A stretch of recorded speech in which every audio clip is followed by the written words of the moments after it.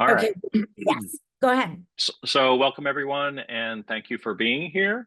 Uh, I have no disclosures other than NIH. I often start out with this slide, and so many of you have seen this before, and I'm not going to dwell on it. This is a meta-analysis from 4 years ago that reviewed publications on the estimated prevalence of HIV-associated neurocognitive disorder. And so these studies used consistent methods and they found consistent results, which was that if you look in the bottom right there, that these neurocognitive disorders occurred on average between 40 and 50% of people with HIV. However, there are those in the field who feel like this is not accurate, particularly in our current age of effective, less toxic, easier to take antiretroviral therapy. It's not consistent with what they see in the clinic.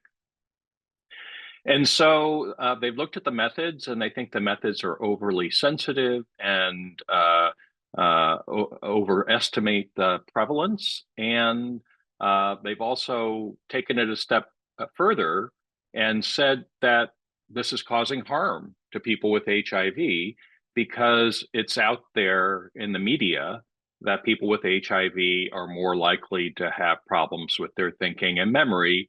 And they started to see now government action in South Africa, where they wanted to restrict driving privileges of people with HIV, and in the UK, where they wanted to restrict flying privileges of people with HIV. And so they said, we need to really revisit this. And it's part of a larger movement, which I'll come to. So these are slides that I prepared for a satellite session at the International AIDS Conference that was sponsored by the National Institute of Mental Health on navigating neuro-HIV globally. And so, I even though we don't fully agree with the people who have a different opinion than ours, we can talk and hear their truth, and they can hopefully hear our truth.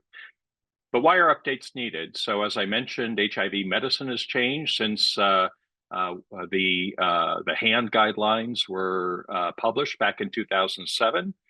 Treatment as prevention resources have supported earlier diagnosis and linkage to care. Obviously, we have integrase inhibitors and now long-acting therapies, which are really helping people who struggle with daily adherence. And severe cognitive disorders, we all do agree, are less common than they used to be. Also, we published the results of ACTG 5324, which was yet another clinical trial among so many that have been published over the years that didn't show any benefit of the intervention on improving cognition over and above placebo. And so it supports the idea that we don't have it right when it comes to really characterizing what's going on with the brain in people with HIV in a biologically relevant manner. So in addition, NIH really wanted to focus on low and middle income countries, appropriately so.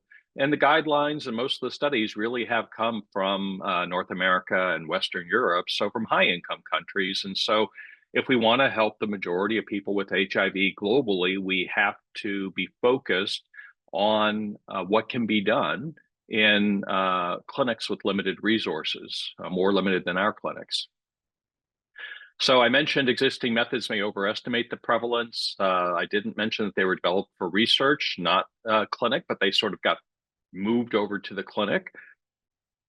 Even though we make efforts to limit selection bias in our research cohorts, and I believe that it's that our cohorts are less enriched for people with cognitive problems than they used to be, they still are.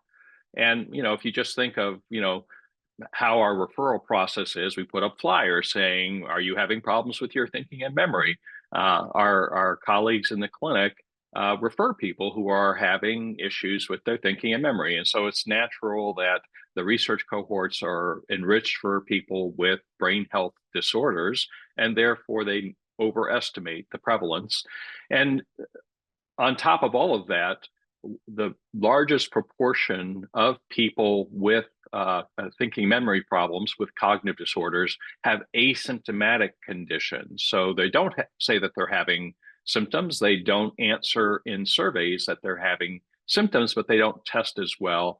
And again, these are intellectual adversaries have argued, and appropriately so. What is the clinical relevance of a disorder that doesn't have any symptoms?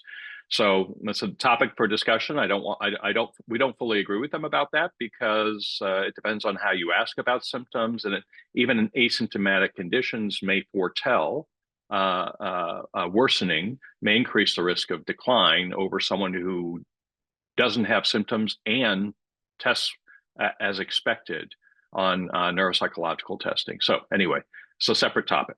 So expert opinions still differ regarding the clinical application of the existing methods. Neuropsychological testing and expertise are not available in most clinics. Updated evidence-informed guidance will benefit clinicians and persons with HIV. So with this working group, what we're hoping to accomplish is to provide guidance for healthcare providers for the diagnosis and management of the most clinically important and treatable brain health conditions in persons with HIV, account for differences between low and middle income countries and high income countries, reduce stigma and prejudicial policies against persons with HIV, and focus on the symptoms and the term that we've been using is treatable traits.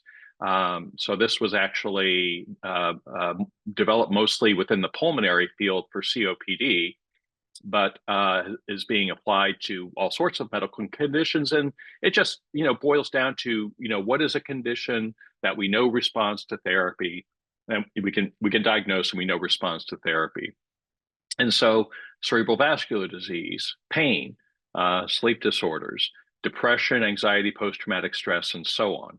So we're trying to refocus and identify areas that may be important but have lower clinical priorities, so that we can help provide guidance about how to focus limited clinical resources. So low cognitive performance is the term that Sam Nightingale in South Africa and Alan Winston and London and others have come up with to as an alternative descriptor for the asymptomatic neurocognitive impairment. But low cognitive performance, they're just saying all is that people are not performing as well as you would expect compared with people who don't have HIV.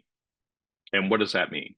So just low cognitive performance seems like a non-stigmatizing, or maybe a less stigmatizing way of saying that, rather than calling it a disorder. We're interested in CSF viral escape. And I'm not going to talk too much about that today, but we can talk about it if you're interested. But there's, again, this sort of dichotomy between symptomatic CSF viral escape, when people come in with new neurologic symptoms and their viral load in their CSF is higher than in their blood, or asymptomatic, where we see it in our research studies where we do lumbar punctures and someone has a higher CSF viral escape, but they don't have symptoms. So these are, we shouldn't go looking for these conditions, is the argument. So Sam and Alan and others have published this alternative approach that they're referring to as HIV-associated brain injury. I think it's unfortunate from an acronym standpoint that HIV-associated helps in acronym formation. It helps form a word, HABI, HABI, because we've also discussed in the field that we ought not to be, in consultation with community representatives, that we ought not to be using HIV-associated.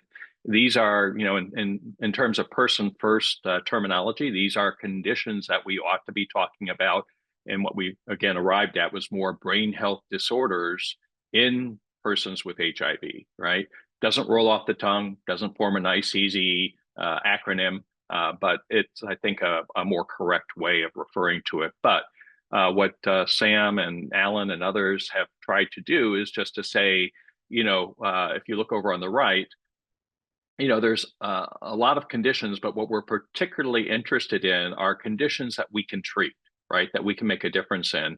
And so they distinguish between active HABI and legacy HABI. So, we've all recognized that people who advance to AIDS with low CD4 counts, they're at greater risk for developing brain health disorders, and they seem to be more static. They don't seem to be as responsive to interventions. And so making this distinction between legacy effects that may not improve and active injury that may improve. And that obviously has implications for clinical trials and for the clinic.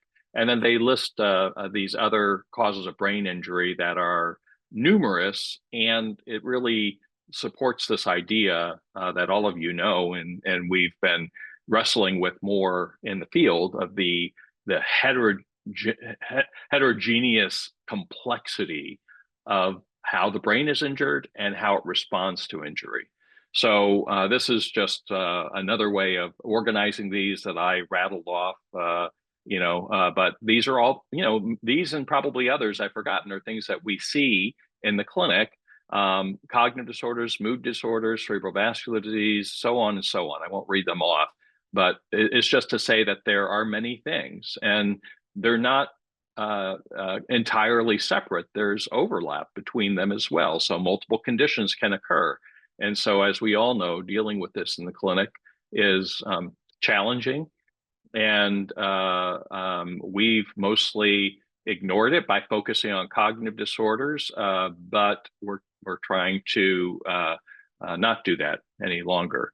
So you guys have seen this before. I showed it last year. I just like it for setting the stage. And but we divide these contributions to brain health disorders into different categories of risk factors: HIV, host, drugs, and pathogens. I won't read through all this, but they also change over time depending on the level, the phase of care someone's in. And so, but, in people as they get premature aging and they're on therapy, just to remind you, their infected cells are, of course, still transcribing DNA, including HIV DNA, and still translating that into proteins. And both of those are foreign molecules that induce an immune response. And so brain macrophages, microglia, astrocytes can all be infected with HIV in the brain. And so we think now that replication is suppressed in the brain by antiretroviral therapy, but these viral nucleic acids and proteins can continue to be produced and can be toxic and induce an immune response. Along with that, there's greater attention to these age-related comorbidities, to social determinants of health, and not just the terrible scourge of methamphetamine that our patients struggle with here in San Diego and elsewhere, but also polypharmacy and antiretroviral toxicity. So there's a lot here, but I only have 45 minutes, so I'm going to move on. I also showed a version of this last year. This is just a recent publication we had from Charter. So thank you to all of you who refer people to Charter. This was a 12-year follow-up to remind you. We brought people back at the 6 Charter sites after 12 years. And Dr. Heaton, this does focus on cognition, but Dr. Heaton and our neuropsychologist colleagues developed an approach to calculating the overall global cognitive change over a period of time, in this case, 12 years. And what they found was that most people didn't decline, or they even improved, but a proportion, I want to say about 23%, didn't put it here, got to rely on my memory, about 23% did decline over 12 years. And when they looked at what the correlates were of this global change score, they included some of the usual and expected risk factors, but others that we didn't really see before, in part because we didn't always look. And so we didn't always look at the relationship of depression. This is the Beck Depression Inventory. So people more than 13 is consistent with at least mild depression. At baseline and 12 years, that was associated with global cognitive decline. Using so much cannabis that it qualified as a disorder also was associated. Hypertension, we expected, higher AST, lower serum protein. We don't always look at that. We expected diabetes. We've been working with Asha Kalyampur now for many years. She's a hematologist in Cleveland who works on iron metabolism in the brain. We keep seeing evidence of that whenever we look for it, and also whether someone met criteria for pre-frailty or frailty. I skipped over chronic pulmonary disease intentionally because I wanted to come back to that just to emphasize that we keep seeing this as well, and that'll be a focus later in the presentation. But what we did was we developed a comorbidity index of these baseline and these risk factors at baseline and 12 years. And, we do what I do and others is just count them up, so we just counted up the number of risk factors and we saw this nice stair-step effect, and it makes sense. The more of these you have, the worse you're going to do over time. So, but, back to the idea of, it's not just cognition, stupid. So there's this movement to look at phenotypes. So the NIMH has this this way of combining data that they call research domain criteria. And their goal is not only to look at new ways of evidence-informed ways, data-informed ways of combining many different dimensions of the brain into previously unappreciated phenotypes, but linking them all the way back through imaging and biology to identify phenotypes that are biologically driven, so that we can, identify therapies in a informed way. So we and others are trying to do this using, more advanced clustering and classification methods. And this is something I showed quickly last year, but it's published now. And it's based in Charter as well. Almost 1,600 people who are evaluated at the 6 Charter sites. And Bin Tang, who's a fantastic analyst who's been very patient with me, asking a lot of questions and asking her to redo things. She did all these analyses. But this combines 17 features, and they're listed here on the right. So these DDS, or our domain deficit scores, these are deficit scores, and sorry, it cut off a little bit here. These are values that are derive from the neuropsychological testing, and each of these is a different type of cognitive ability. But we combine this with the Beck Depression Inventory subscales, affective, cognitive, somatic, and apathy subscales. And then we ask people in a structured way, which we've always done, about their symptoms. And so this is the patient's assessment of own functioning inventory, or PAUFI, and then about how well they're functioning, their daily functioning as well. So we combined all of these, and, perhaps it's not that surprising that these phenotypes, neurobehavioral phenotypes, boiled down to a healthy group, which was, almost half of the people, which is good news, right? That half the people are doing well. A group that really had very mild reduced cognitive performance, if at all, but mostly were depression dominant, if you will. They had more depressive symptoms. So this is phenotype 2. If you jump over phenotype 4, they had the worst cognitive performance, pretty bad cognitive performance, but not depressive symptoms, and not much in the way of cognitive symptoms either. And they were actually functioning pretty well. So they mostly just did poorly on the testing.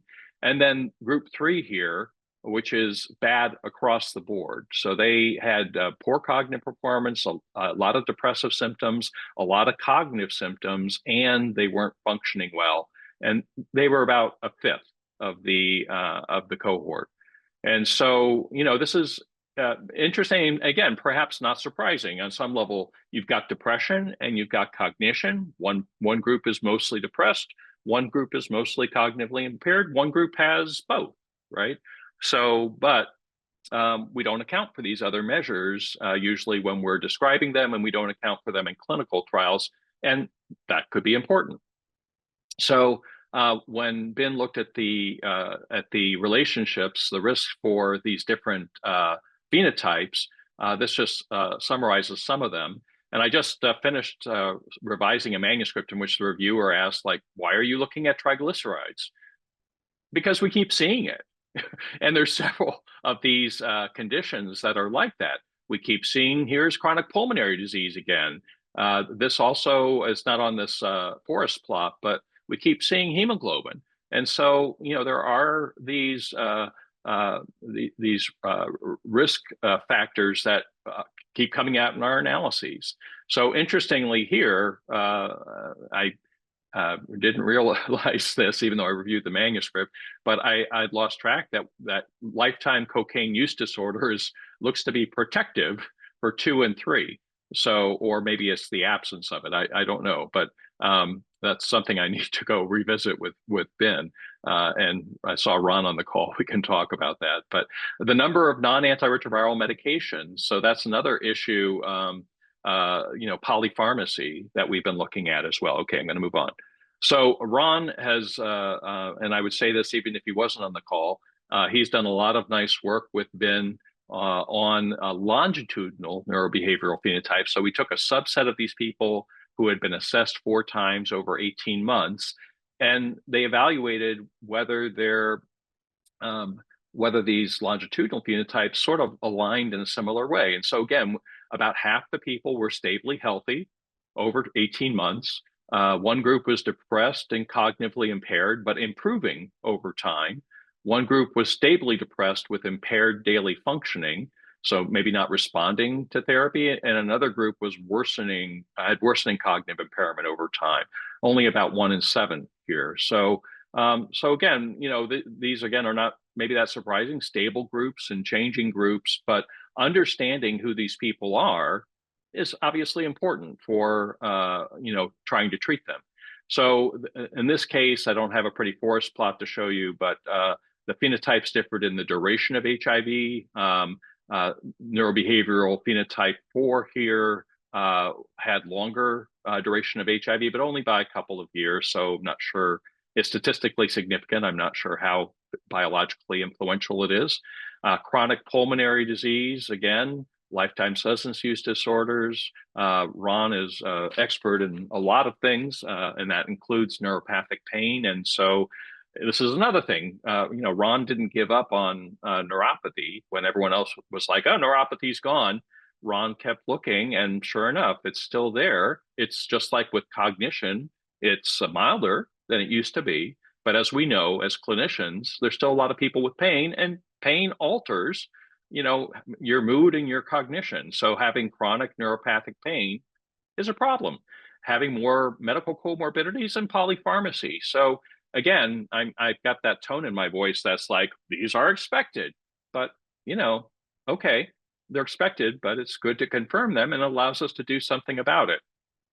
So last year, we spent a lot of effort working on this biceps proposal that NIH put out an RFA about. I worked with many people, including these 4 at the bottom here. The 5 of us were multi-PIs. This was going to be a big effort, international effort.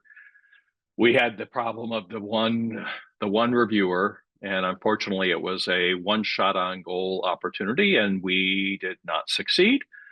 So this big effort that we spent a lot of time on didn't get funded. These things happen. But the good news is that we had a retrospective project and prospective projects, and we're hoping still to do the prospective project sometime in the future, but we did get funded to do the retrospective project. So this is not without benefit, and we're going to compile data from about 11,000 people who've already been evaluated, and and our cohorts and all the cohorts that NIMH has funded over the years, bring them all together, do the hard work. The analysts will do the hard work of data harmonization, and then apply these methods and do test and validation and see if we can identify the assessments that are the most valuable, and these conditions, these phenotypes that are present across multiple different cohorts over time. Now, going back to the 12-year charter analysis, one thing I didn't show you last year was the effect of medications. So we didn't, of course, prescribe these or administer them. These are what people reported. And we said, okay, well, hypertension is important, depression is important, diabetes is important, chronic pulmonary disease is important, pain is important. What about if you treat those? And so when we looked whether someone was reported taking treatment or not, there was no effect on global change score at 12 years if someone was on treatment for diabetes, hypertension, or hyperlipidemia. You could also ask, and we asked, like, how well were they treated? What was their hemoglobin A1C? What was their blood pressure? And largely that didn't seem to make a difference if they're in this analysis, whether they were not on an antihypertensive, but their blood pressure was still not controlled.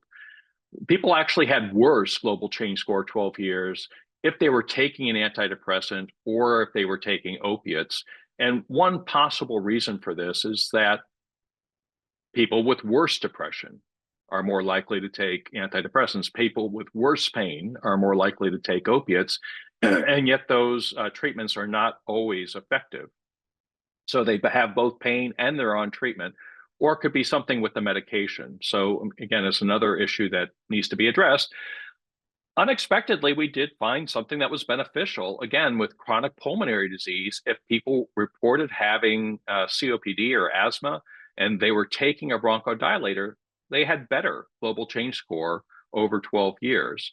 And we don't know whether this is better oxygenation, also whether there's, adrenergic signaling, right? So there is adrenergic signaling, but whether that's contributing to it as well. Adrenergic signaling has immunologic effects also. So is there, of course, there's benefit in reducing bronchospasm and improving oxygenation. Are there other benefits as well? And that's an issue I'll come back to. So this polypharmacy issue, this is the manuscript that I was working on that we revised. This is a heat map looking at the minus log 10 p-value. And I mapped this because we've got not only continuous variables in here, but binary variables, polypharmacy, yes or no, anticholinergic burden, yes or no. And it turns out when we look at the Beck Depression Inventory and global T-score, almost all of these features of non-antiretroviral medications were associated with them. And whenever we look at medications, we have to also consider the underlying conditions. And I'll come back to that on the next slide. This is a forest plot that's not as pretty as Ben's because I made it. And but this is a Beck Depression Inventory, global cognition, and then these domains, cognitive domains that I talked about, with one measure of each of these: polypharmacy, at least one anticholinergic drug, antidepressant use, benzodiazepine use, opiate use. And this is the version of the forest plot that is multivariable. So all of these 5 characteristics are in the same model. And so you can see, not surprisingly, that antidepressant use, but also benzodiazepine use, are associated with more depressive symptoms. And this is something that Aaron Sunderman has published on a couple of times, particularly with benzodiazepine use, particularly with regard to global cognition. So we saw that as well. Not surprising to any of us, opiates and benzodiazepines are associated with worse performance and so on. So, but on the next slide, I've got the regression tables here. And if you look over on the right, I'm sorry to interrupt. This was just for clarification. I didn't know when to jump in. Dr. Gerlati asked if you looked at depression treatment effects. Gerlati. And then he made another comment, and I I usually try not to interrupt. I don't know. Dr. Gerlati, would you like to ask your question or make your comment? Well, so I was curious about, depression treatment being negatively associated with global change score over time. And I'm just curious if you lumped all psychiatric medication together and called it depression treatment, like including the benzodiazepines, because they're No. not classically what I would consider depression treatment. It does look like you looked at uh, some of these types of medications and their effects, and the benzodiazepines were specifically associated with declines, if I'm understanding correctly, but antidepressants weren't. So I don't know how to reconcile those two observations. So I'll come back to that. Here's the multivariable regression table. So if you look over on the right, FDR adjusted p-values and risk direction. So we attempted to account for current and lifetime psychiatric diagnosis, which is not exactly what you asked, Dave, but and this is almost entirely depression when I looked at what these were. So there were some anxiety diagnoses, relatively few psychosis, almost all depression. So I called it psychiatric, but in the multivariable model, even after accounting for those, antidepressant use, anticholinergic burden, benzodiazepine use, current substance use, so polypharmacy, number of concomitant drugs, and global impairment were all associated with BDI. So, we didn't look at it focus down on that one aspect of this much more broad approach to evaluating the many different types of medications people take. So pause and let Dave ask or tell me whether that addresses his question or whether I I didn't. guess what I was more curious about was because I thought your previous slides addressed an association between antidepressant use and worsening neurocognition. And I don't, yeah, no, I can understand if you have a higher BDI, you're going to be more likely to be using an antidepressant. And That's what this looks like, at least the table on the left, my left. Right. So on the table on the right, we've got the global T-score here, set up the same way. So benzodiazepine use, hemoglobin, opiate use, anticholinergic burden, and antidepressants were not selected in this model. Right. So that makes me think that, I don't know, I guess I'm wondering if when you were saying depression treatment before, it's not necessarily, if you go back 2 slides, I can look at the specific wording, but I'm sorry. Another Yeah, slide. maybe this is something we can talk about Oh later. yeah, that's fine. I just don't want to, I just worry about demonizing depression treat. Okay, I just worrying about people getting association of depression treatment with this global change score, which I presume is. Can you explain to me what the global change score is then? It's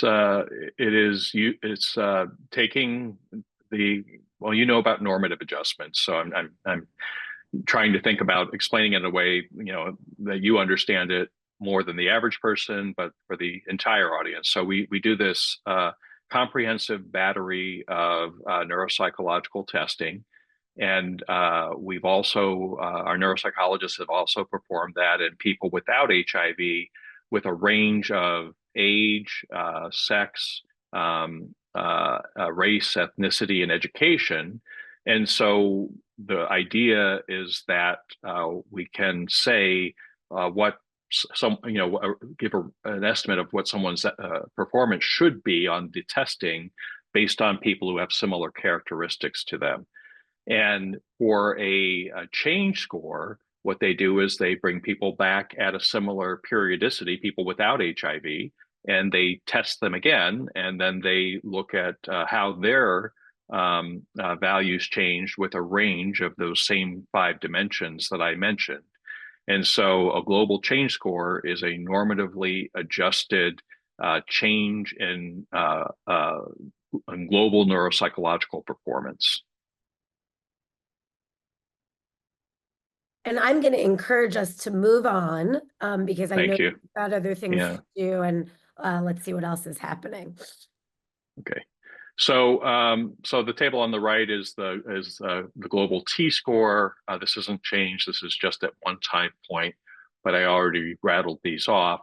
And I came back and I highlighted this. I mentioned earlier the triglycerides because again, the manuscript reviewer said, "Why did you look at triglycerides?" And again, it was one of these things that we keep seeing popping up. So I'm showing more of our own data in this presentation than I usually do, but here's some from someone else. I think this is Christine Erlinson's group, and looking at polypharmacy and other issues that matter to us in the clinic and to our patients. So falls and fractures. So you can see there's a lot of dimensions of medications that are associated with falls and fractures here. And again, we should all ask the question, of course, cart or the horse? Is it the condition for which the medication was prescribed, or is it the medication, or both? And we can't say that in cross-sectional analyses. All we can say is these are of concern, and we should be aware of them, and we should maybe be looking for toxicity. This is something that from Christine as well and others who looked at HALO data from ACTG and compared polypharmacy with biomarkers. And polypharmacy was associated with neurofilament light, this biomarker of neuronal injury in blood that's been linked to cognitive problems. So, it's again, the challenge a little bit, as I was saying before, is it the condition or the treatment? Because we're looking at these brain health disorders, when you actually measure a biological indicator and find an association, that's even more evidence supporting the idea that these are biologically mediated. So these could be toxicity of the drugs injuring neurons, or again, the underlying conditions. But Christine also, again, here looked at recurrent falls and finding associations of neurofilament light and this myeloid biomarker, soluble CD14 with recurrent falls. Felicia Chow, who's now the chair of the Neurology Collaborative Science Group in the ACDG, also has done a lot of work in one of the most important comorbidities, vascular disease. I showed this last year, so I won't dwell on it. But she's done nice PET imaging of carotids and aortas and showing increased uptake of glucose in the carotid arteries of people with HIV, consistent with inflammation there. Done nice analyses of stroke risk, showing that stroke risk is higher in women with HIV than in men. And Azine Tavasoli, one of our trainees, mostly under Dr. Ellis, prepared a nice abstract for CROI that was just submitted that looked at the relationship between cognition and use of antihypertensives. And Azine, just had the insight, the important insight of, okay, well, we know that blood pressure is important. We know that antihypertensive use is important in risk for cognitive impairment. What about cognitive impairment and the number of antihypertensive that someone takes? Are they able to take those medications just like they might not be able to take their HIV medications well? So she used our database, and these are just some of the methods here on the right. In the interest of time, I'll just come over here and just say, people with HIV whose cognitive performance worsened over time had higher mean arterial pressure, and a 10-unit decrease in global T-score was associated with about a 10% increase in the number of antihypertensives over time. So, and she also looked at some of the antihypertensives have anticholinergic effects, and so she also looked at that. So I think this is an important and interesting idea about, whether, again, these are just people who have more refractory hypertension and need more antihypertensives, and so they're at greater risk for cognitive problems, or whether cognitive impairment is actually playing a role in them taking their antihypertensives. So there's also, I showed this slide last year, it's just a nice summary of the different types of biomarkers. I mentioned myeloid activation earlier, but there's obviously also HIV products, which I mentioned as well. And Mattia Trumfio, who's another one of our junior researchers now. He was a postdoc when he came from Italy, but finished his PhD. He's now got his MD and PhD, and he's working in Dr. Janella's lab. But this was a very nice analysis, an earlier version of which I showed you last year, about people who control HIV in CSF without antiretroviral therapy. And so Mattia just graphed this beautifully with the stratified approach, showing that there's this group that have low HIV RNA in CSF without treatment, and a group that has HIV RNA in CSF higher than the value in plasma. And so he analyzed it this way, which was not the way I was analyzing it before. And so he found some additional insights. And he also looked over time. And what he found was these people who have very high levels, that it's not stable. And so this stable CSF plasma discordance, only 0.003% of people, even lower than shown here, have stably high levels of HIV RNA in CSF. Whereas this is lower, we were seeing about 20% at one time point, but stably over time, about 7.5% of people have stable HIV control in CSF over time. And so Mattia performed this nice heat map here, just comparing several of the associations with CSF viral load here, and summarize some of them in these nice graphics. So just looking at the total CSF viral load over time, so 2,000 follow-up visits. Some of these are the usual suspects that we've seen before: CSF leukocytes, plasma viral load, of course, but triglycerides. So again, we keep seeing these indicators, and triglycerides go up with inflammation. So maybe this is just a surrogate for inflammation, but if triglycerides are a surrogate for inflammation, maybe that's something we can use rather than having to measure a bunch of expensive biomarkers that are not available in the clinic. So this is CSF to serum albumin ratio, several other findings here, and then the likelihood of being a CNS controller over time, an indicator of iron metabolism, platelets, another acute phase reactant, and so on. So these are we don't have time to really go into these in depth, but it's very interesting. When I spoke last year, Bert Anderson, one of my trainees at Emory, hadn't passed away at that point, but he sadly did in late July. And that was a pretty devastating loss, leaving behind a wife and a teenage son. But we've got a couple of things that Bert was working on that I finally had the courage to move forward, and Mattia is helping with that. And this is one of the ones that I showed an earlier version of. But we took people who had viral load suppression in blood and CSF below 20 copies per mil. We reassayed them with a single copy assay. And we saw the usual array of findings, that there were people who were undetectable in both, less than or equal to 1 copy per mil, people who had between 1 and 20 copies, and there's a few discordant people here as well. What we didn't expect was the association with these other biomarkers. We thought that completely suppressing HIV in CSF would be a good thing, but it turns out that perhaps too much of a good thing is not a good thing.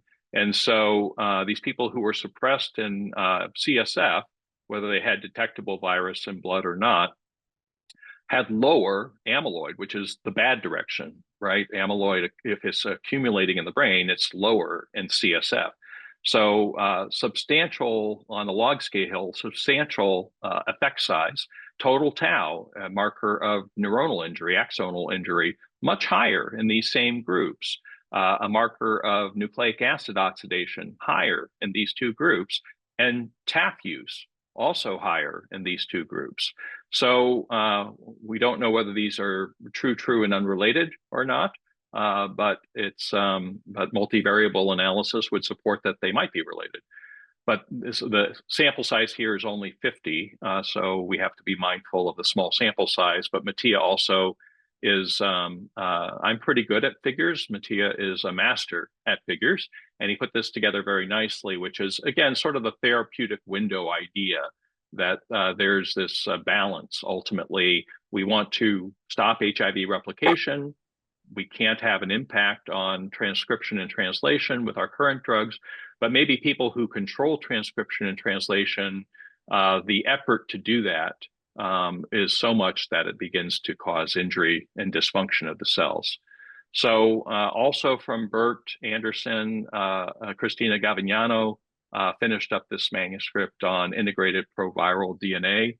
I think these are interesting findings that are now published. In the interest of time, I won't dwell on them too much, and we'll move along, just to say that they seem to support that there's more integrated proviral DNA in CSF than in blood. And there's probably a ready explanation for that, but I'm going to move on.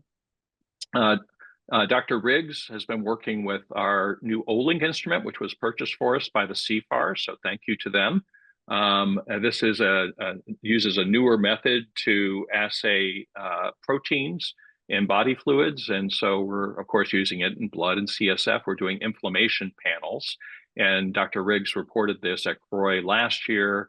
MPX is the output that the Olink uses, and so what we're finding is that recall and motor impairment, those domains particularly are associated with inflammation.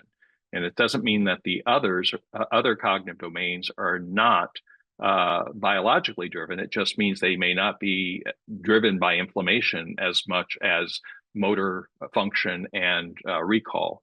And then this neurobehavioral phenotype here, called a biopsychosocial phenotype, BPSP. This is the same neurobehavioral phenotype cross-sectionally I showed you before. And so what we did was we took these, these different dimensions, these features, and this table just summarizes some of them. These are the neurobehavioral phenotypes, but you can see there's areas of overlap, some proteins here in blood that are in common across these dimensions, but there are others that are unique. And importantly, using these clustering and classification approaches, there are ones that were not seen when we use the more traditional approaches. And they explain more variance in the outcome, and we're able to classify people better. So we think there's some promise here. And Dr. Riggs submitted an analysis. We're doing this in 600 CSF plasma pairs. And so in this analysis, this is in CSF now. And Ben Tang, who I mentioned earlier, made this beautiful heat map for, again, these same neurobehavioral phenotypes. Remember that 1 is the healthy group, 2 is the depressed group, 3 is the bad and everything group, and 4 is the cognitively impaired group. And you can just see, I mean, heat maps are great for visualization, right? You can see the dramatic difference here between the healthy group and the group that is unhealthy in all of the 17 dimensions that we measured. And so this is, again, promising. Another nice, it's a nice forest plot, so I didn't make it. But some of these markers, again, are ones that we have never looked at, including, interestingly, adenosine deaminase, which is purine, involved in purine metabolism, so may be relevant to the nucleoside and nucleotide analog drugs that we use. So more to come on this. Really, I think, interestinger and interestinger. Scott, sorry, Scott, there's a question. First of all, we've got 9 minutes left. Jules has a question that I think was related to a specific slide. Sorry, I didn't see it for a few minutes. I don't know. Is it okay to take a question, Scott? I also hear that I've got 9 minutes left. So quickly, Jules, and then we'll turn it over. Jules knows how to reach me. So a quick question about that slide from Matteo, Scott. Yeah. Do you think that could be due to neurotox from ARTs from Matteo's slide? Yeah, so I'm trying not to sell this idea too much because we don't have good support for it. But the thing about TAF, right, is that it reaches the tenofovir diphosphate, intracellular tenofovir diphosphate that results from TAF is about 2.5-fold higher than the tenofovir diphosphate that results from TDF, right? From the older version of tenofovir. And so I'm just, again, worried maybe a little bit that too much of a good thing is not a good thing. And there's data to support, right, that 2.5-fold increase results when you switch from TDF to TAF. But I don't have evidence that that's what's causing these effects. All I know is that both of these things are present in these 50 people, right? It could be integrase inhibitors too. Well, dolutegravir also had this association, but it was weaker and it fell out in multivariable analyses. So it could be. And these drugs are obviously, can be used together. So is it one? Is it the other? Is it both? We don't have a lot of power with 50 people to be able to say one thing or the other is true. So right now it's just cross-sectional data, small sample size, and it ought to be considered in that context. Okay, thanks, Scott. All right, Jules. All right. So CD14, CD16 positive monocytes. So intermediate monocytes. These are monocytes that are hyperactivated. They have high HIV DNA content. And back in 2009, Victor Valcour and Bruce Shiramitsu in Hawaii back then associated it with HIV, with dementia and people with HIV. And so we've been interested in these subsets for a long time. There's data to show that they migrate across anatomical barriers like the blood-brain barrier better than other cells, and that's what activated monocytes do. And Rachel Schreier here showed very nicely that methamphetamine was associated with higher percents of CD4 positive, CD16 positive monocytes.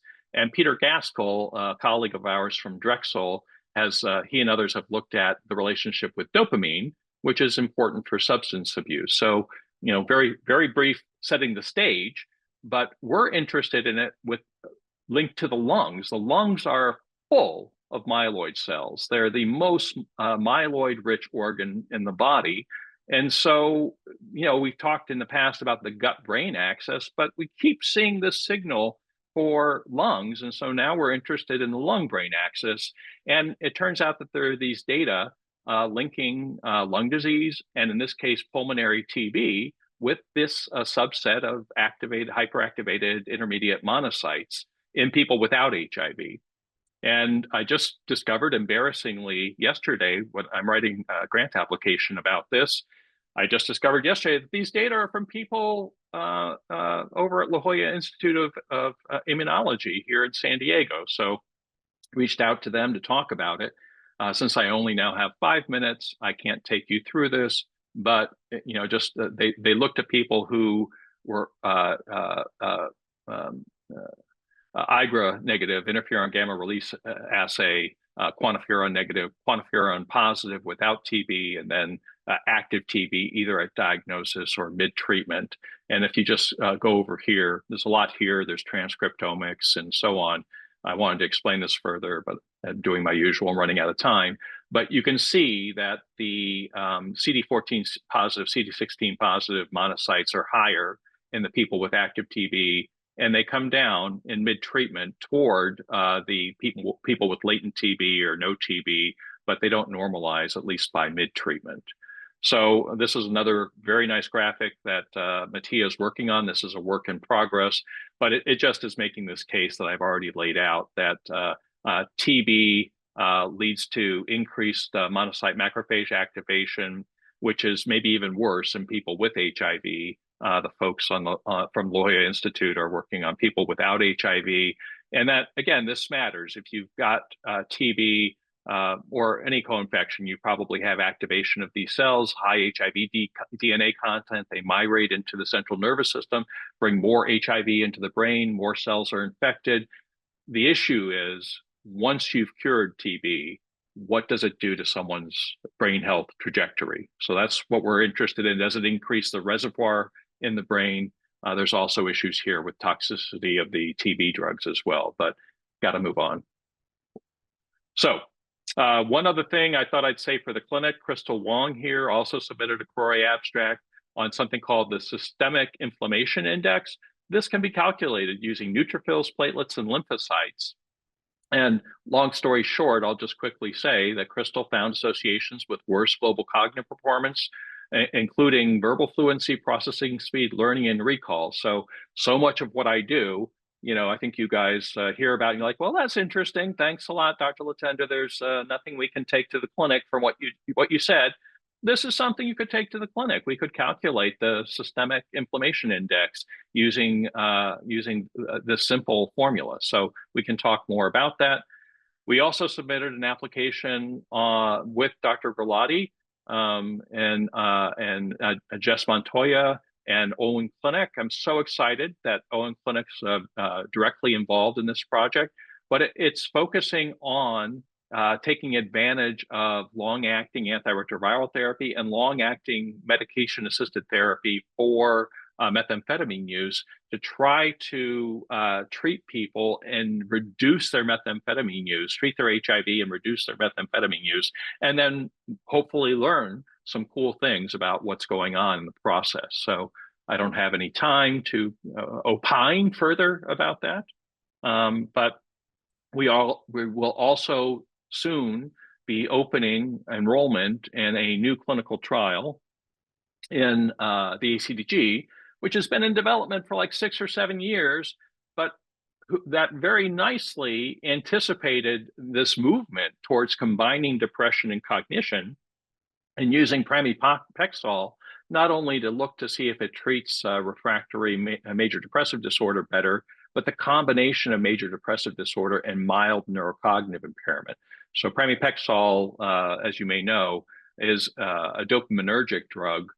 In addition, it has antidepressant effects in addition to its effects on dopamine, but it's a different approach than the traditional reuptake inhibition of serotonin and norepinephrine. So last slide, bringing all of these data together requires these newer methods for machine learning and advanced clustering classification.